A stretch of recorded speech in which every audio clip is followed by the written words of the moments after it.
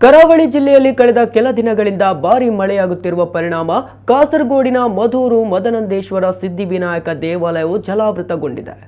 ನಿನ್ನೆ ಬೆಳಿಗ್ಗೆ ದೇವಾಲಯದ ಗರ್ಭಗುಡಿಗೆ ನೀರು ನುಗ್ಗಿದ್ದು ಪೂಜಾ ಕೈಂಕರ್ಯಗಳಿಗೆ ಅಡ್ಡಿ ಉಂಟಾಗಿತ್ತು. ಆದರೆ ಸಂಜೆಯ ಹೊತ್ತಿಗೆ ಪೂಜೆ ನಡೆದು ನೀರು ಶಾಂತವಾಗಬೇಕು ಎಂಬುದಾಗಿ ದೇವರಿಗೆ ವಿಶೇಷ ಪ್ರಾರ್ಥನೆ ಸಲ್ಲಿಸಿ ಬಾಗಿಲನ್ನು ಮುಚ್ಚಲಾಯಿತು.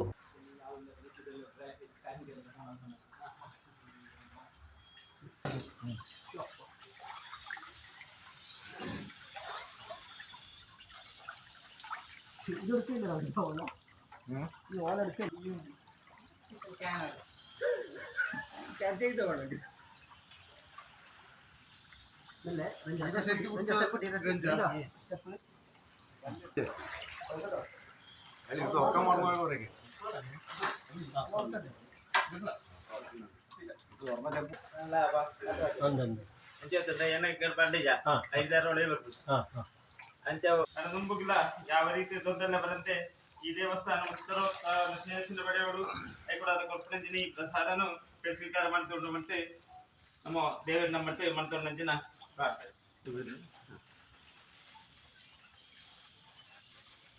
ಗೋವಿಂದ ಗೋವಿಂದ ದೇವ ವಿಶೇಷ